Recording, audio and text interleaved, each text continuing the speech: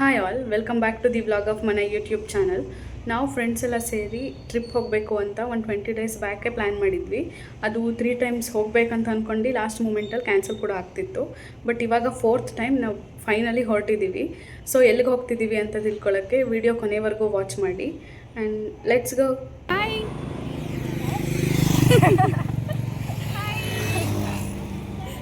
Bro. Hi. ಅವ್ನು ನೋಡೋದೇ ಇಲ್ಲ ನೋಡು. Hi hi hi. ಇವಾಗ ಹೈವೇ ರೋಡಲ್ಲಿ ತಿಂಡಿಗೆ ಸ್ಟಾಪ್ ಕೊಟ್ಟಿದ್ದಾರೆ. ತಿಂಡಿ ತಿಂದ್ಕೊಂಡು ನೆಕ್ಸ್ಟ್ ಹೋಗ್ತೀವಿ. ನಾವು ಹೊರಟಿದ್ದು ಲೇಟ್ ಆಗಿದ್ದರಿಂದ 9 ಗಂಟೆ ಆದರೂ ಇನ್ನೂ ನಾವು ನೆಲಮಂಗಲ ಕೂಡ ಬಿಟ್ಟಿರಲಿಲ್ಲ. ಸೊ ನೆಲಮಂಗಲೆಯಿಂದ ಹಿಂದೆಯೇ ಸೈಡಲ್ಲಿ ಕ್ಯಾಂಟೀನ್ ಇತ್ತು, ಅಲ್ಲಿ ಸ್ಟಾಪ್ ಮಾಡಿ ತಿಂಡಿ ತಿಂದ್ಕೊಂಡ್ವಿ.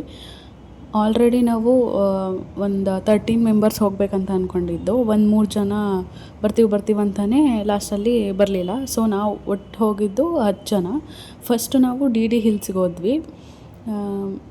ಬೆಳಗ್ಗೆ ಹೋದರೆ ಇಲ್ಲಿ ಚೆನ್ನಾಗಿರುತ್ತೆ ಅಂತ ಹೇಳ್ತಿದ್ರು, ಬಟ್ ನಾವು ಹೋಗೋಷ್ಟೊತ್ತಿಗೆ ಲೇಟ್ ಆಗಿತ್ತು. ಬಟ್ ಅಲ್ಲಿ ಹೋಗಿ ಸ್ವಲ್ಪ ಹೊತ್ತು ಕೂತಿದ್ದು ಫೋಟೋಸ್ ವೀಡಿಯೋಸ್ ಎಲ್ಲ ತೆಕ್ಕೊಂಡ್ವಿ. ಮತ್ತು ಅಲ್ಲೂ ಏನು ಅಷ್ಟೊಂದು ಜನ ಇರಲಿಲ್ಲ.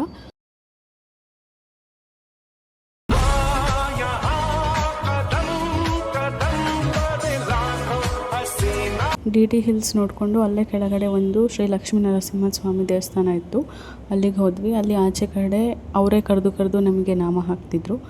ಎಲ್ಲರೂ ದರ್ಶನ ಮುಗಿಸ್ಕೊಂಡು ಆಚೆ ಬಂದ್ವಿ. ಆಮೇಲೆ ನನಗೆ ನನ್ನ ಫ್ರೆಂಡ್ಗೆ ನೆನಪಾಯಿತು ನಾವು ಪ್ರಸಾದನೇ ಇಸ್ಕೊಂಡಿಲ್ಲ ಅಂತ. ಸೊ ಮತ್ತೆ ಹೋಗಿ ಪ್ರಸಾದ ಇಸ್ಕೊಂಡು ಬಂದ್ವಿ. ಬರೀ ಇಂಥದೇ. ಮತ್ತೆ ಇಲ್ಲಿ ಬಂದು ನೋಡಿದ್ರೆ ಇವರು ಫ್ರಂಟ್ ಸೀಟ್ಗೆ ಜಗಳ ಆಡ್ತಿದ್ರು. ಅಯ್ಯೋ, ಈ ನನ್ನ ಮಕ್ಕಳು ಮತ್ತೆ ಶುರು ಮಾಡಿದ್ರಯ್ಯ. ಇವನು ಡೋರ್ ಓಪನ್ ಮಾಡಿದೆ, ಅವ್ರಿಗೆ ಆಟ ಆಡಿಸ್ತಿದ್ದ. ಇವಾಗ ದೇವರಾಯನ ದುರ್ಗ ಹಿಲ್ಸ್ ನೋಡಿಕೊಂಡು ಅದ್ರ ಪಕ್ಕದಲ್ಲೇ ದೇವರಾಯನ ದುರ್ಗ ಲೇಕ್ ಇದೆ, ಅಲ್ಲಿಗೆ ಬಂದಿದ್ದೀವಿ. ಬನ್ನಿ ತೋರಿಸ್ತೀನಿ. ಇಲ್ಲಿ ಕೋತಿಗಳು ಎಷ್ಟಿದೆ ಅಂತ ಕೌಂಟ್ ಮಾಡಿ.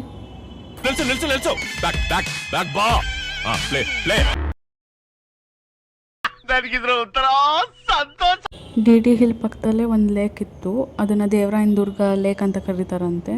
ಅದನ್ನ ನೋಡಿಕೊಂಡು ನಾವು ನೆಕ್ಸ್ಟು ಮಂದಾರಗಿರಿಗೆ ಹೊರಟ್ವಿ. ಇಲ್ಲಿ ಸ್ವಲ್ಪ ಜನ ಇದ್ದರು, ಹಾಗಂತ ಏನು ಅಷ್ಟೊಂದು ರಶ್ ಇರಲಿಲ್ಲ. ಹಾಯ್ ಫ್ರೆಂಡ್ಸ್, ಹಾಯ್ ಮಾಡಿ.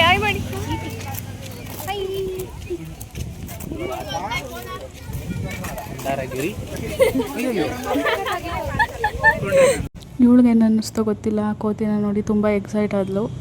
ಅಕ್ಕ ಎಷ್ಟು ದಿನ ಆಯ್ತಕ್ಕ ನೀನು ನೋಡಿ, ಚೆನ್ನಾಗಿದೆಯಾ ಅಕ್ಕ? ಎಕ್ಸ್ಪ್ಲೋರರ್, ನನ್ ಹಿಂದೆ ನಿಮ್ಗೆ ಬೆಟ್ಟ ಕಾಣಿಸ್ತಿದ್ಯಾ?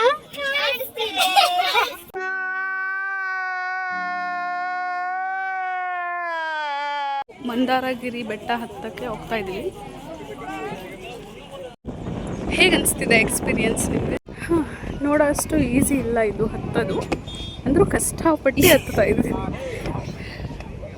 ಬರೇ ಆಗಲೇ ಹೇಳ್ದಂಗೆ ಕಷ್ಟಪಟ್ಟು ಬೆಟ್ಟ ಹತ್ತಿ ಮೇಲೆ ಬಂದ್ವಿ.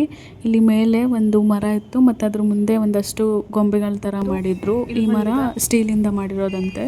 ಮತ್ತು ಪಕ್ಕದಲ್ಲೇ ಒಂದಷ್ಟು ಜೈನ್ ಟೆಂಪಲ್ಗಳಿದ್ವು. ಇದನ್ನೆಲ್ಲ ನೋಡಿಕೊಂಡು ನಾವು ಹೊರಗೆ ಬಂದ್ವಿ. ಆಚೆ ಬಂದು ಕೂತ್ಕೊಂಡ್ವಿ. ಅಲ್ಲೊಂದಷ್ಟು ಜನ ಫೋಟೋಸು ವೀಡಿಯೋಸ್ ಎಲ್ಲ ತೆಕ್ಕೋತಾ ಇದ್ರು.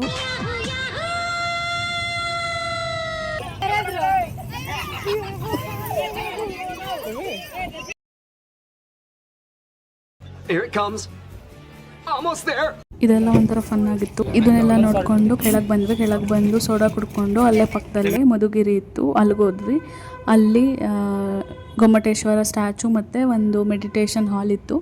ಈ ಮೆಡಿಟೇಷನ್ ಹಾಲ್ ಒಳಗೆ ಫೋಟೋ ವೀಡಿಯೋ ಎಲ್ಲ ಏನೂ ಮಾಡೋಂಗಿಲ್ಲ ಅಂತ ಅಂತಿದ್ರು. ಸೊ ಅದಕ್ಕೆ ವೀಡಿಯೋ ಮಾಡ್ಕೊಳಕ್ಕಾಗಲಿಲ್ಲ. ಆ್ಯಂಡ್ ನಾವು ಪ್ಲ್ಯಾನ್ ಮಾಡಿದ್ದು ಇಷ್ಟೇ ಪ್ಲೇಸ್ಗಳಿಗೆ. ಈ ಪ್ಲೇಸಸ್ ಎಲ್ಲ ನೋಡಿ ಮುಗಿಸೋ ಅಷ್ಟರಲ್ಲಿ ಆಲ್ರೆಡಿ 2 o'clock ಆಗಿತ್ತು. ಸೊ ಎಲ್ರಿಗೂ ಹೊಟ್ಟೆ ಹಸ್ತಿತ್ತು. ಹಾಗೆ ಹೋಗ್ತಾ ಹೈವೇ ರೋಡಲ್ಲಿ ಒಂದು ಸ್ಕಂದ ಡಾಬಾ ಅಂತ ಇತ್ತು, ಅಲ್ಲಿಗೆ ಹೋದ್ವಿ.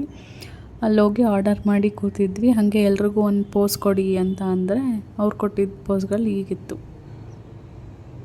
1 2 3 4 5 6 7 8 9. ಊಟ ಮುಗಿಸಿ ಬೆಂಗಳೂರಿಗೆ ಬಂದ್ವಿ. ಲಾಸ್ಟಲ್ಲಿ ಒಂದು ಕಾಫಿ ಕುಡಿದು ಎಲ್ಲರೂ ಅವ್ರವ್ರ ಮನೆಗೆ ಹೊರಟ್ವಿ. ಇದಾಗಿತ್ತು ನಮ್ಮ 1 day ಟ್ರಿಪ್ ವ್ಲಾಗ್. ವಿಡಿಯೋ ಇಷ್ಟ ಆಗಿದ್ರೆ ಲೈಕ್ ಮಾಡಿ, ಶೇರ್ ಮಾಡಿ, ಕಮೆಂಟ್ ಮಾಡಿ.